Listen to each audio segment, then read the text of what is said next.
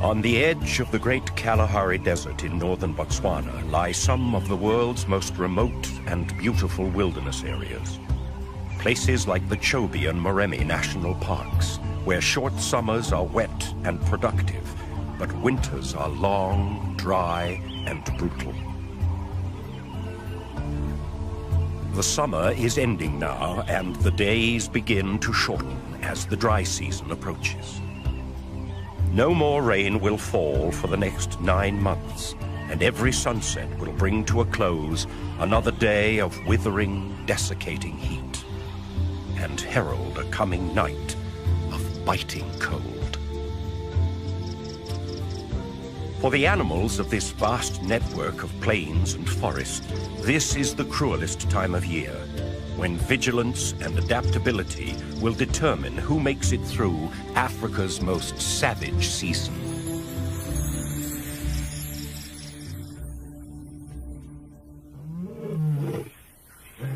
Every day is served up as a test of resilience for each different animal, as water holes dry up and food becomes more and more scarce.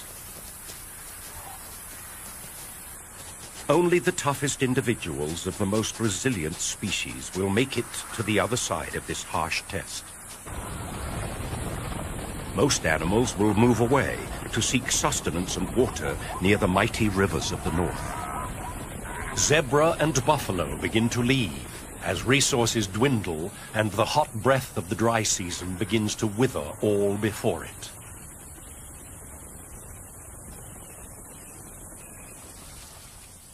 Other animals follow, but along the edges of the plain in the transition area between grassland and forest, known as the ecotone, one of Africa's most successful survivors remains to tough it out. The graceful and resourceful impala.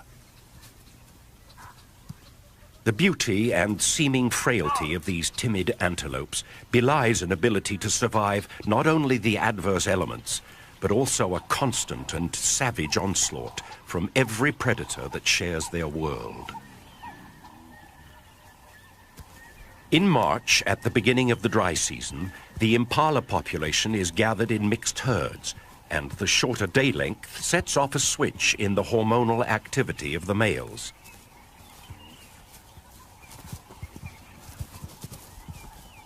They begin to respond to the ageless pressure of nature that drives species to procreate and become increasingly intolerant of one another in herds and at gathering places.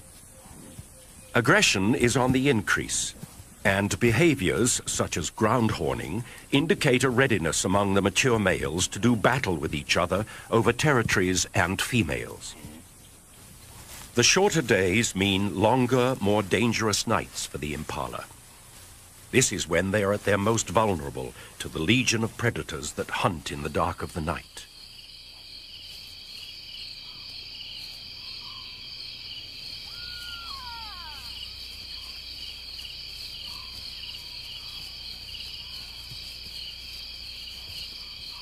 But as the moon becomes full early in the year, it triggers another passage of savagery in the tension-filled life of the impala herd. The yearly ritual known as the rut. The rut is the annual competition for territory and mating rights among the prime males in the population.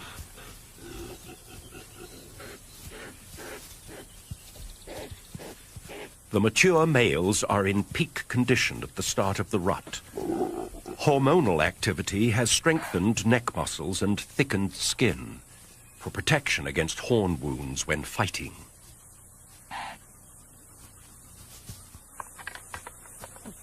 Fights at first are limited to bouts of light sparring and horn twisting. This allows males to size each other up without serious damage. But soon, along the edges of the plains and around the waterholes, fierce battles begin to break out.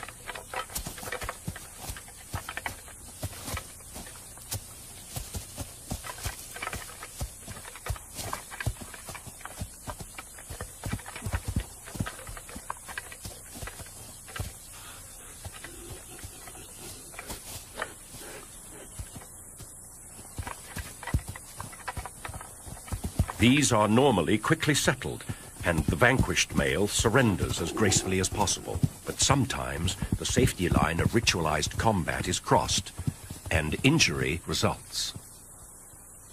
Unlike deer, whose antlers are seasonal, antelopes have permanent horns, and once broken, they will never grow back. Males who lose a horn at best will never have an opportunity of breeding, but often this spells a worse fate. Horns broken off at the base can cause an infection in the soft tissue of the head, and a slow and painful demise usually results.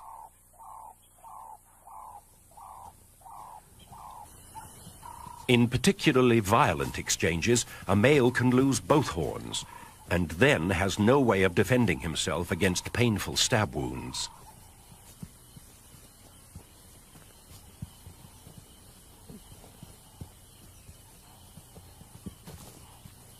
Sometimes, even both horns cannot protect the unwary combatant from a cruel twist of fate. This male, ambushed from behind while engaged in combat, had a horn driven deep into his body cavity. A wound such as this is the end of the line, and death is not far off. The impala is the primary provider for higher levels of the food chain in southern Africa. The intact carcass of the wounded male provides an opportunity for scavengers to feast, rather than pick at the leftovers of other predators.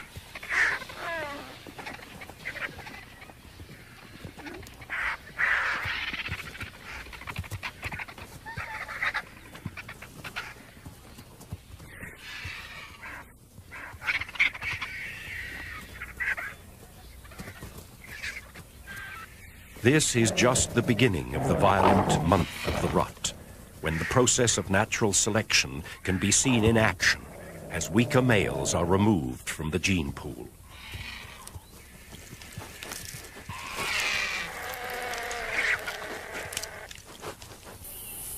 For the surviving rams, the serious business of breeding goes on. Once a hierarchy has been established, the most dominant male stakes out the prime territory and begins to display ownership. He patrols his boundaries at a steady, measured gait, walking in a tall, proud posture, rather like a gunfighter of old.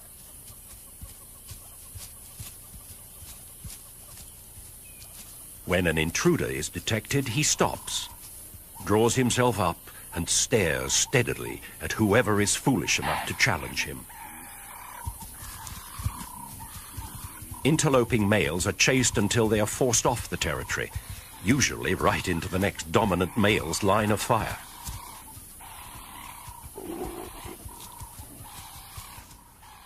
The rams at the top of the hierarchy hold sway over the prime territories with the best resources, such as food and the right mixture of cover and open land. This, in turn, attracts the most female herds. Now all the male has to do is keep them there, and that's where the real hard work begins. First, he weeds out the remaining immature rams who are chased away from their mothers for the first time. All the displaced youngsters and non-breeding males satisfy their herding instincts by forming bachelor groups that live on the fringes of society. They need the security of numbers for predator detection, but antagonism remains high. For the youngsters, this is like a training camp where they learn sparring skills for future serious bouts. The most dominant males give off a strong scent from glands in their foreheads. Weaker males sniffing this scent detect the higher hormonal levels and back down from challenges, a mechanism that regulates aggression. Back in the breeding herd, the male is now using 3 times as much energy as the bachelors. He has to keep his females from leaving his turf. The closer they stay to the center of his territory, the calmer he remains. But as soon as they wander too close to the border, they must be herded back. He chases down the most receptive females, and as a prelude to mating, indicates his intentions by ritualized behaviors such as following and tongue flicking.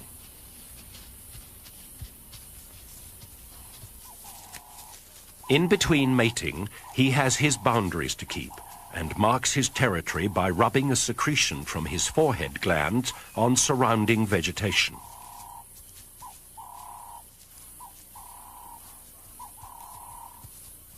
Roaring with neck stretched low is also a territorial advertisement.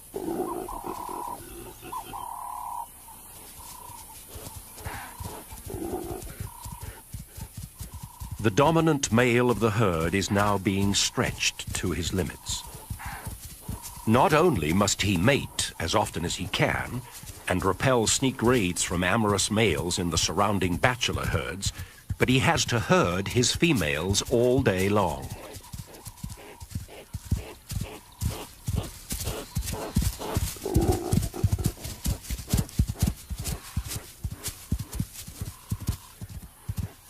All of this activity begins to wear on the ram, and through the mating season, he can lose 30% of his body weight. He also loses the edge that is the impala's only line between survival and disaster. And at this time of year, the predators begin to target the noisy and conspicuous males. A female cheetah with almost full-grown cubs has part of her territory in the impala herd's area. Attracted by the sounds of the rutting rams, she moves towards the edge of the plains under the watchful eye of some giraffe.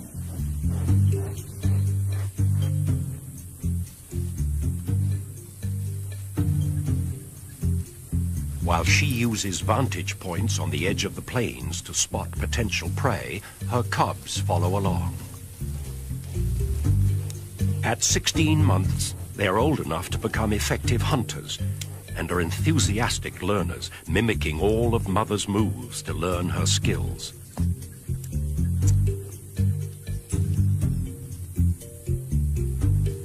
She uses a dead tree to detect the herd's position and quickly moves off to begin the stalk. The cub still has to learn that climbing is not something that cheetahs are particularly good at. Approaching the impala, the cheetah's eye is honed to detect the slightest sign of fatigue and weakness in any member of the herd.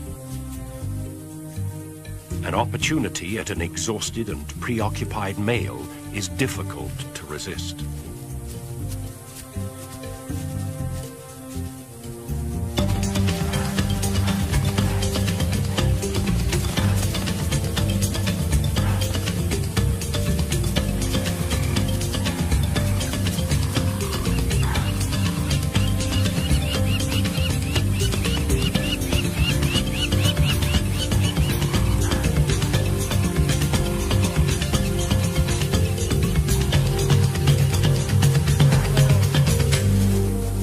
The swift strike of the cheetah catches the male totally by surprise. Weakened by constant physical exertion over the last month, he is much slower off the mark than his harem, who escape and stand a short distance off. Cheetah rely on the speed of the chase to exhaust their prey, which they then quickly suffocate by cutting off air with a throat bite. A noisy kill out in the open like this is likely to draw unwanted attention. Many other predators are alert to opportunities at this time of the year, and the local pirates are no exception. A hyena clan has a den nearby with hungry young pups, and they are constantly on the lookout for easy meals. The bleats of the ram and the alarm snorts of the herd are exactly the signs that the hyenas wait for, and they are quick to react.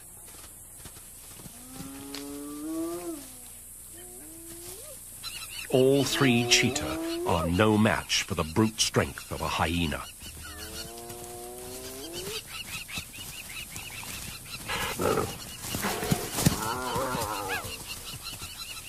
They cannot afford the slightest injury. A mere broken toe would throw off their fine-tuning and affect hunting success. So the family grudgingly backs down.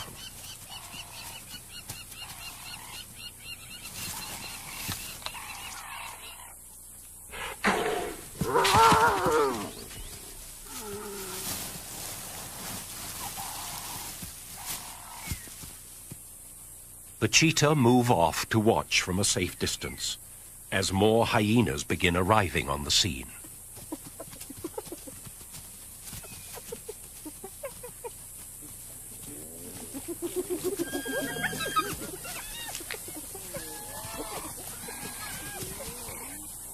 It's better to hunt again than to risk a brawl with nature's most ruthless gang members.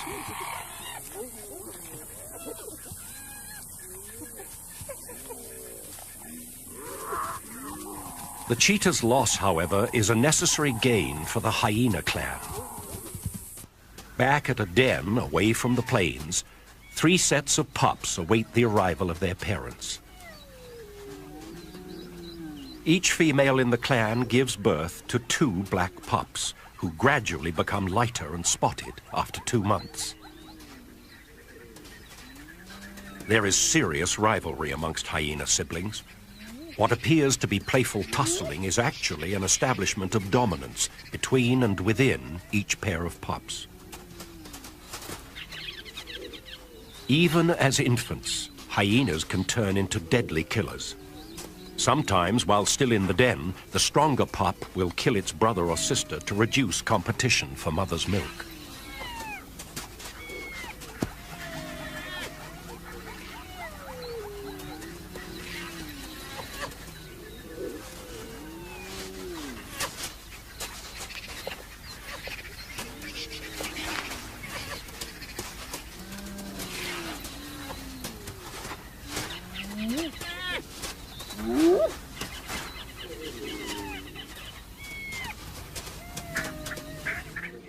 The dry season is now moving into its 3rd month, and things are getting tougher for the impala and many other species of the plains. Waterholes and rivers are drying up rapidly. The days are baking hot, and temperatures plummet at night. Winter is the beginning of an easy time for the predators, as animals slowly weaken from lack of nutrition. In the impala herds, the mating season is over, and most of the reproductive females are pregnant. Impalas have a gestation period of 7 months, but the females can extend this if the first rains are late.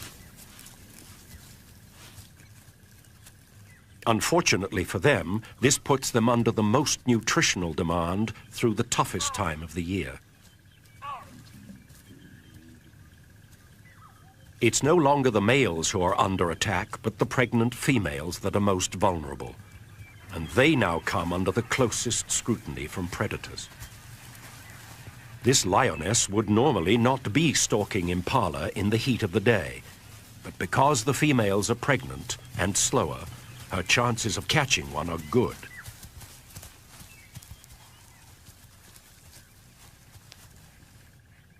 A careful approach, freezing each time the herd looks her way, gets her within striking distance.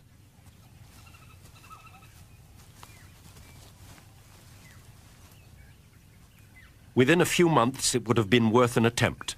But for now, the impala are probably still too fast, and she lets them go.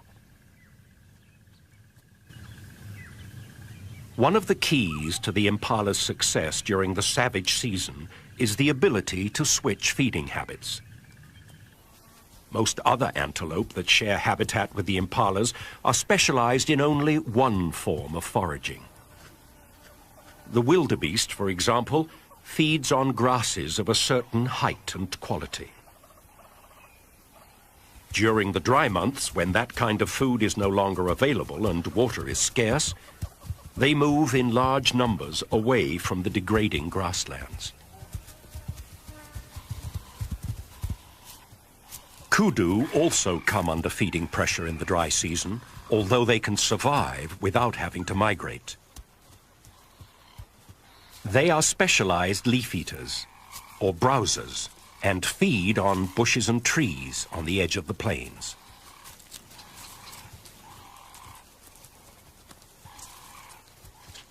Impala, however, can take advantage of both food sources and switch easily from grazing to browsing.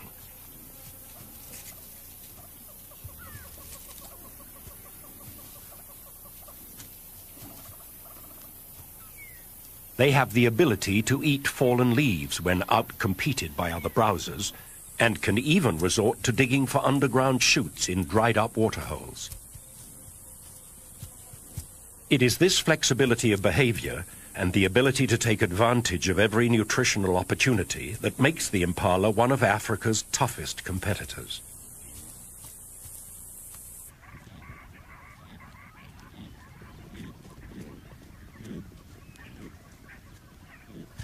Deep into the dry months, some species of acacia tree come into full bloom, attracting the attention of troops of baboons. They climb to the top of the trees and feed on the nutritious shoots and nectar-filled flowers.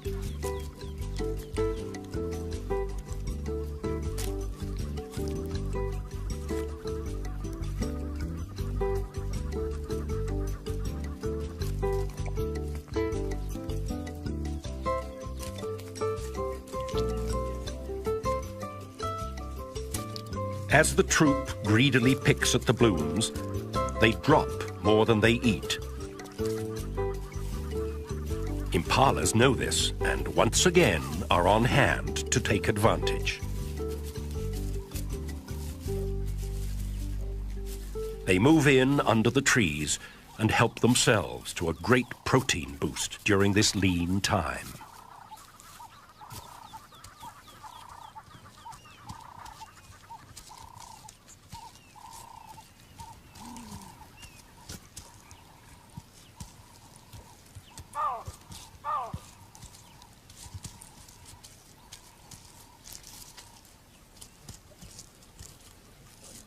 Along with the baboons, there is another hugely successful generalist living in the impala's realm, who's not only able to change feeding behavior, but can change and manipulate the very environment in which it lives. Elephants feed along the ecotone during the dry months, reaching for the foliage they need to fuel their 6-ton bodies.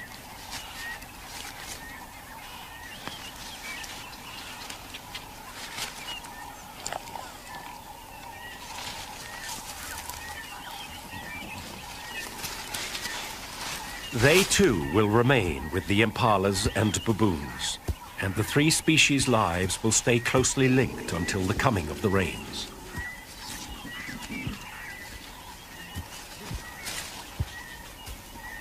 These giants have a fascinating method of harvesting a food source, directly available to no other species: the pods of the camelthorn tree, Acacia albida.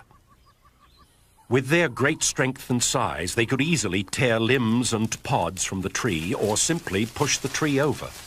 Instead, they carefully shake the tree, causing the pods to drop to the ground.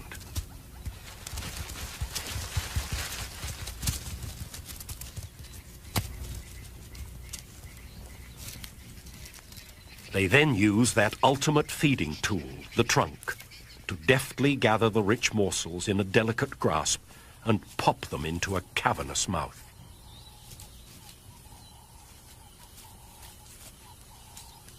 This behavior is remarkable in many ways. It benefits the elephant, who not only gets a rich meal, but seems to understand that by leaving the tree standing, there's a guarantee of other harvests of pods for years to come. It also benefits other inhabitants of the ecotone, and once again, the first to move in are the impala. Their teeth and jaws are not at all suited to chewing and swallowing pods, but again, their adaptability affords them a protein-rich meal.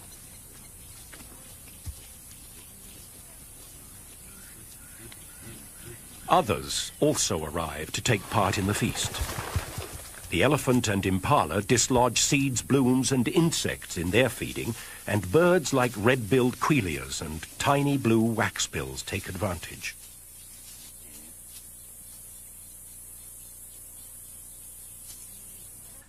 During these harsh times, resourcefulness becomes the key to survival.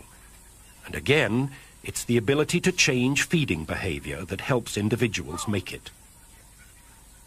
This is displayed by an experienced male baboon who's had to survive other harsh winters. It seems he's learned that the river, before it dries up completely, holds some underwater secrets. Crocodiles keep baboons from going anywhere near the water under normal circumstances. But these are desperate times.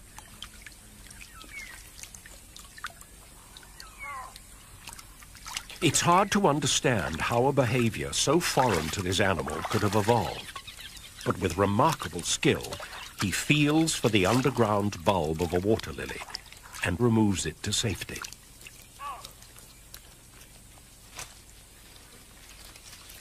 This truly amazing new behavior seems to leave the wise old fella totally unmoved. With great dexterity, he peels and eats the succulent shoots before tearing into the food-packed storage organ of the plant.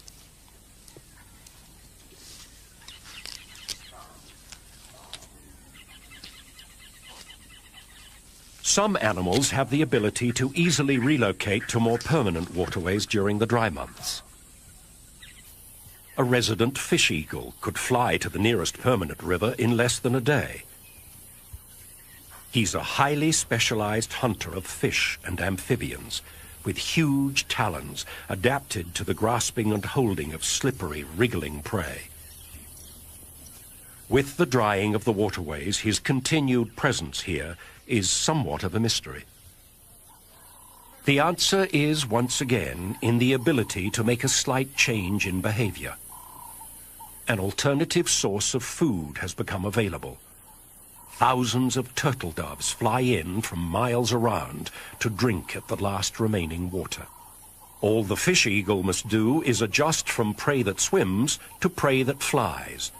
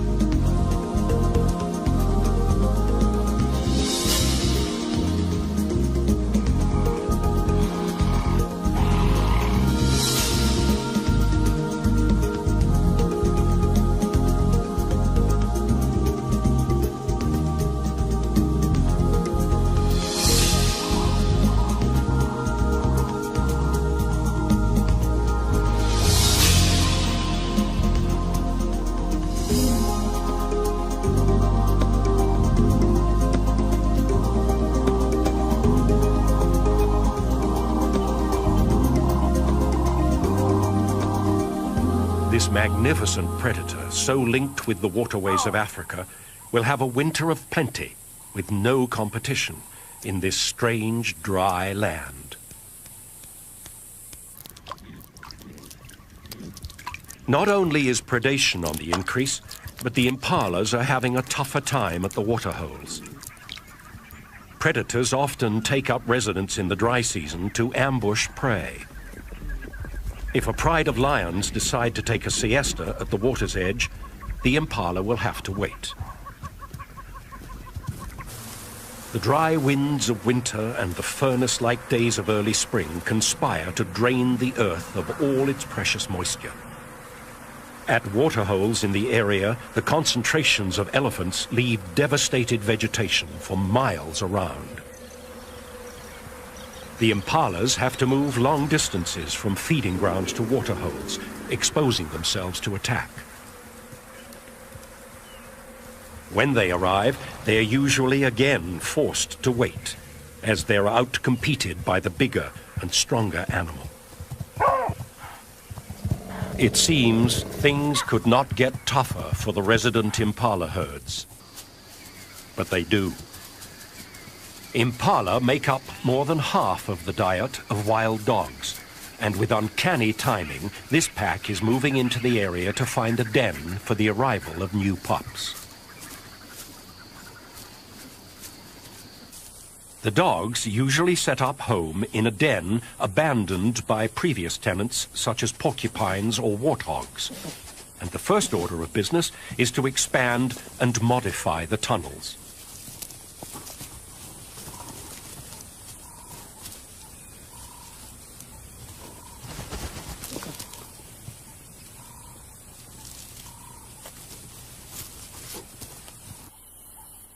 Once the breeding female has given birth to the pups underground, the pack is anchored to the area for at least 3 weeks.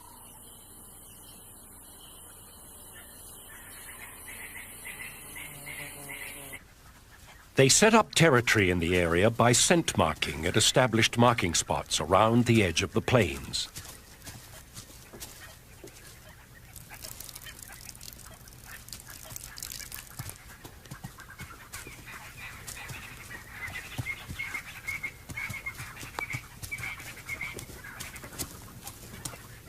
Although they hunt primarily in daylight, they often set off to hunt before dawn.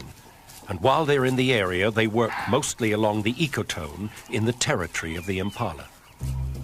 This is Africa's most efficient social predator.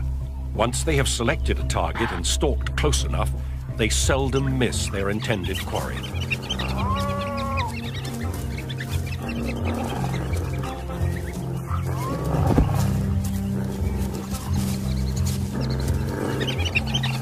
Again, it is an exhausted male impala that is caught.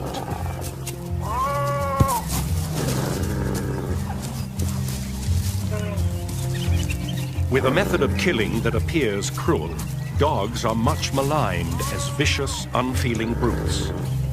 But they kill quickly and share the spoils evenly among themselves.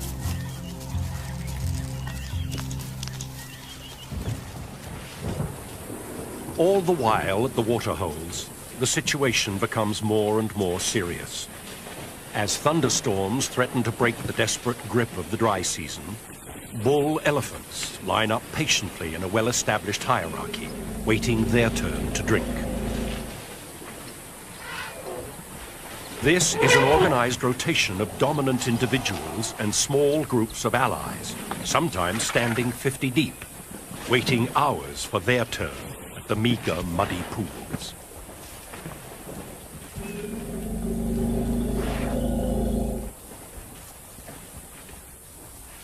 The female herds with their babies are much more anxious about traveling across open areas and drinking at the waterholes. This year, the herds are under extra stress. The distances they have to travel daily between feeding grounds and water has been made even greater by a huge fire that has swept through the northern part of Botswana. They're tired and edgy, and there is an undercurrent of thinly suppressed panic in the nervous herds. Quite often, 2 or 3 breeding groups move in together, causing confusion at the waterhole. The old matriarchs and mothers keep their young under careful surveillance, never letting them get more than a trunk length away. They have carried their babies in pregnancy for nearly 2 years, and the bond between mother and calf is so powerful that it will last their entire lives. A young bull calf, barely 2 months old, arrives with the group. His back is freshly caked with mud where his mother has bathed him to prevent sunburn.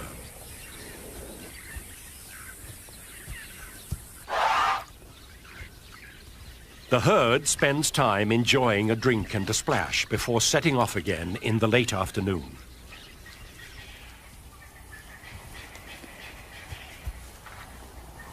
The walk back to the feeding grounds will be challenging, as the hot winds of October blow up a dust storm that will rage through the night.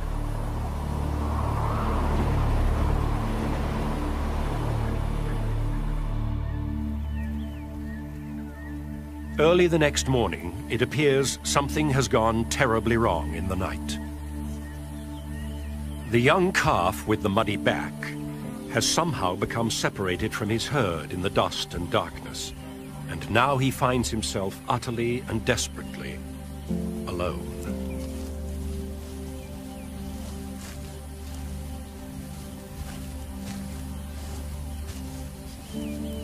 Elephants, with their deep social bonds, are known to adopt stranded orphans.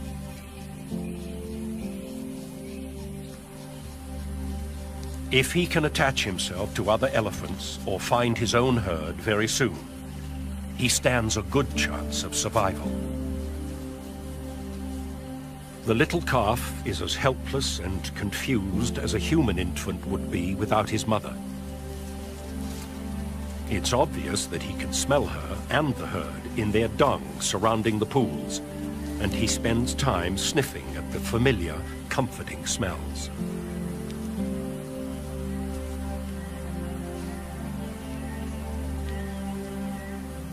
He also picks up the scent of elephants on the trees where they have rubbed themselves after mud bathing. In his confused and panicked state, he leans up against the tree as if it were his mother's leg, trying vainly to draw some comforting, reassuring gesture from an unyielding, inanimate object.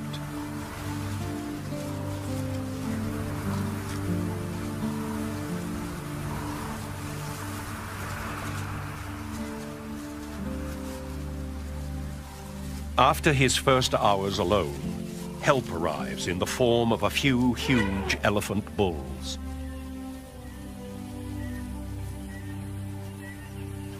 His desperation for contact is obvious as he approaches the adults to greet them. With little more than a brief inspection, the bulls mysteriously ignore the little waif as they make their way to the waterhole. The calf struggles along in their wake, calling frantically for attention.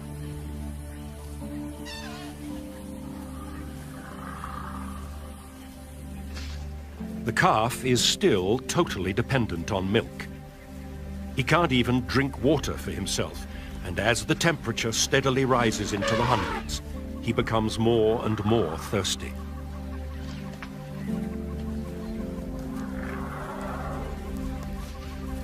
Without the bulk of his mother to protect him from the sun, dehydration begins to set in. Desperately thirsty, and now even more confused, he attempts to suckle from the bulls at the waterhole. At first, the adults ignore the pitiful advances of the youngster, but as he becomes more persistent, their indifference turns to anger.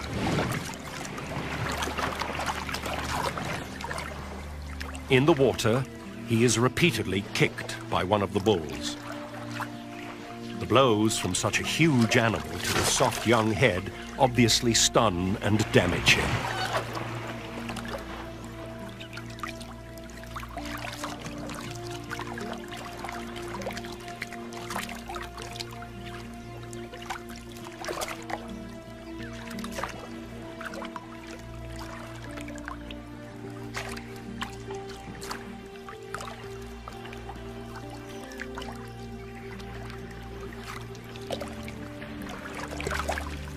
Even after such violent treatment, the urge to be close is too powerful, and he struggles after the adults.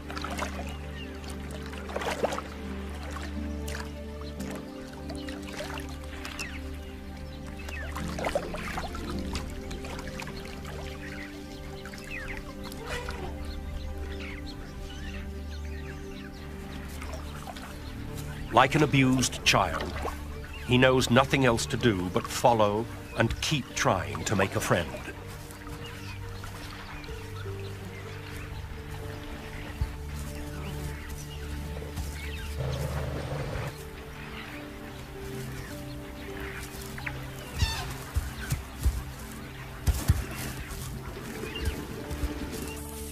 It's midday now and fiercely hot. The temperature in the sun is over 120 degrees. and the bulls have retreated to the sparse shade of some nearby trees. The orphan continues desperately to seek attention and comfort, but is continually rejected.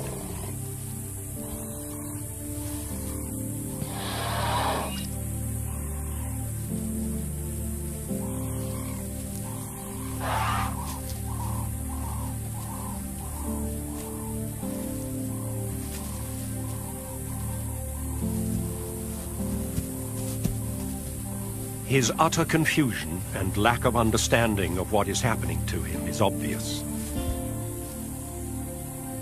He spends the hottest part of the day dejectedly circling the herd in the baking sun.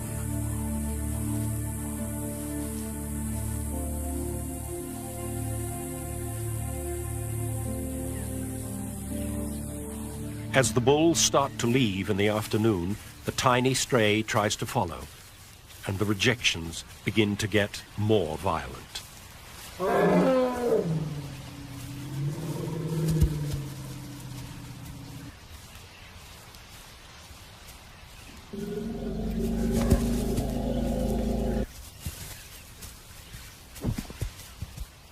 This aggressive behavior is highly unusual, considering the gentle and tender nature of elephant social life.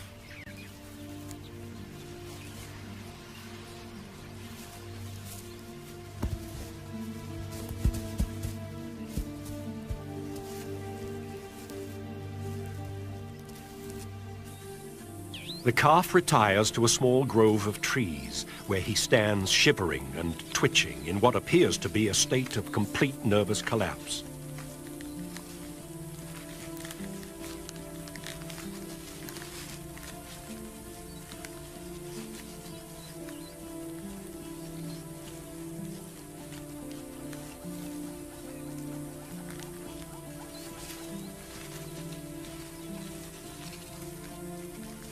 The resilience of this little beast, however, is remarkable, and his will to live drives him back out into the open.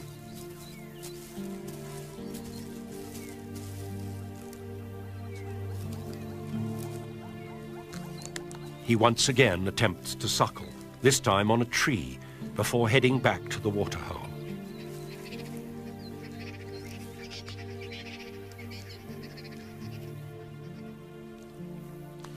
Having collapsed at the edge, he barely manages to drag himself into the mud.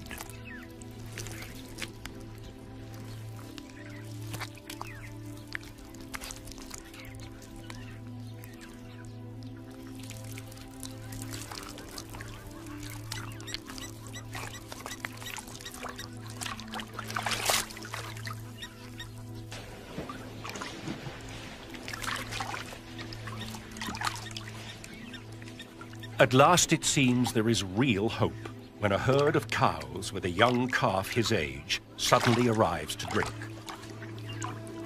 As he persists in getting close to the herd's own calf, the reaction of the females is shocking. This would be the ideal group to adopt the stray. With young calves of their own, the females are lactating, and their overpowering maternal instinct should be stimulated by the calf. But instead, he is once again violently rejected.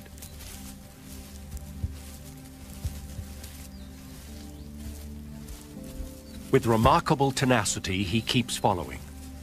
But now, the matriarch has had enough, and this time actually tries to kill the bewildered baby.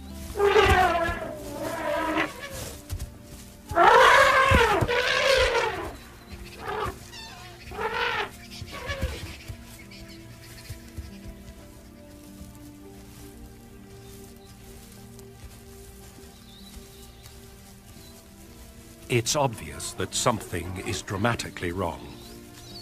Is this violent reaction an indication of the stress the elephants are under? Can the females simply not afford the energy to adopt the youngster because this year's meager resources are barely enough to raise their own offspring? Is there something physically wrong with the baby that the other animals can sense and want to avoid?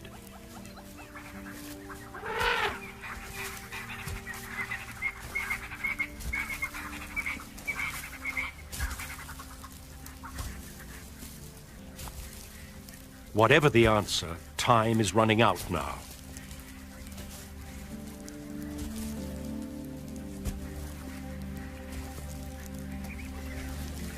As the sun sets, the final act in this desperate tragedy of a day begins to unfold.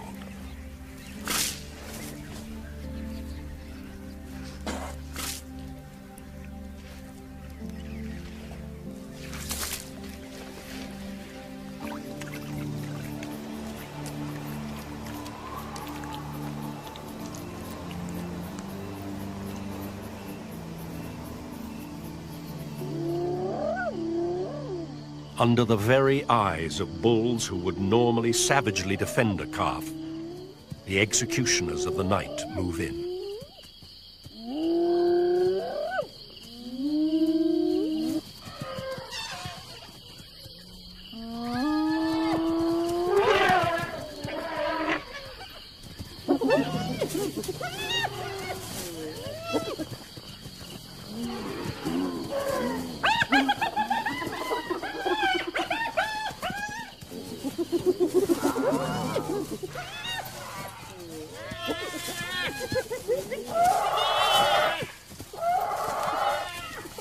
Although his death is violent and brutal, it is merciful at the same time.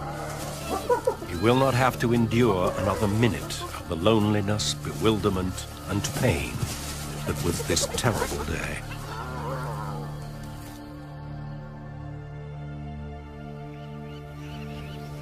Dawn at the waterhole shows no evidence of the previous day's events.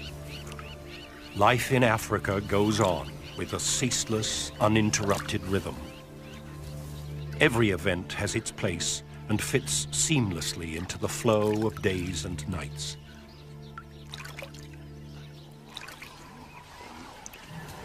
It's the beginning of November now. The impalas do not have long to hold on until the first rains. The pregnant females are in the most dangerous 2 weeks of their lives. Sunken flesh around pelvic bones and protruding ribs are the only indicators of their poor condition. They are alert because predators know that the time is never better to catch these normally elusive antelope.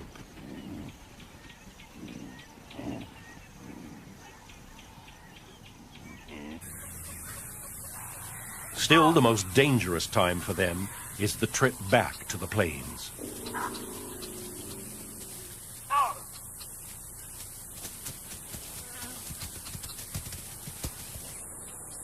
The female cheetah has spent the whole winter preying on impala, and with her cubs almost fully grown, is having to hunt every day.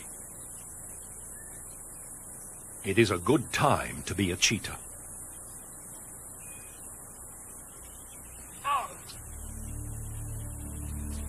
Through the season, the cheetahs have lost over 70% of their kills to the hyena, so the female has changed her behavior.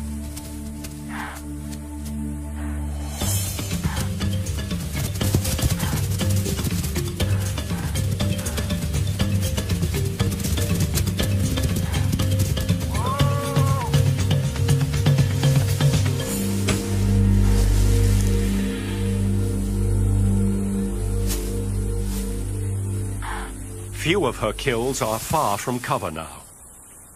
Once she has caught this pregnant impala, she drags it, still alive, under some bushes.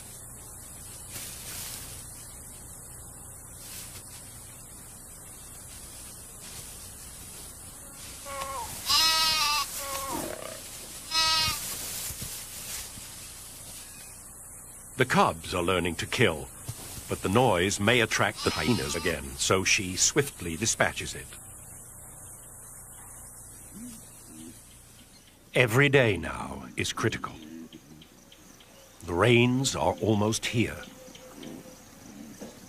Female impalas have the incredible ability to delay giving birth for up to 2 weeks. They then produce all the lambs in the herd within a few days of each other, providing safety in numbers. Invariably, though, females who mated first in the season can't hold on, and there are early arrivals. The hunters of the plains know that these youngsters represent an easy meal. With pups of their own to feed, the wild dogs are targeting the babies. Once the herd is panicked, the babies are on their own. It's just a matter of running them down. This dog displays the skill of a seasoned hunter by keeping the baby running in circles, cutting off its escape at every turn.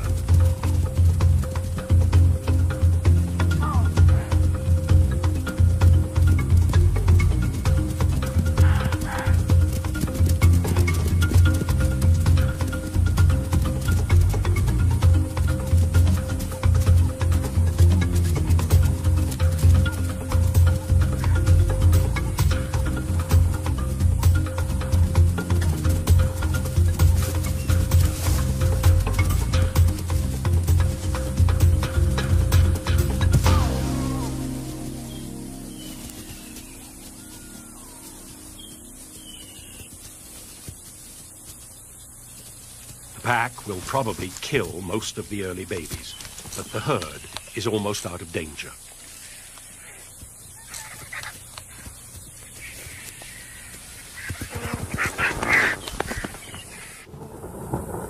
Localized storms are now releasing rain only miles away, and the big thunderstorms, bringing the season's first heavy downpours, are starting to roll in.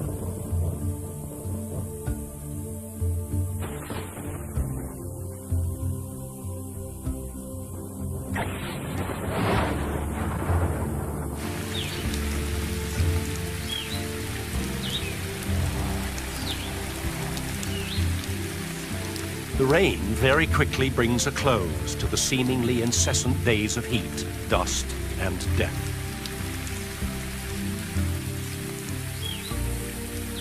The land is rejuvenated, springing to new life, and the impala give birth to a whole new generation. They will have 4 short months of plenty to build their strength before the beginning of the next savage season.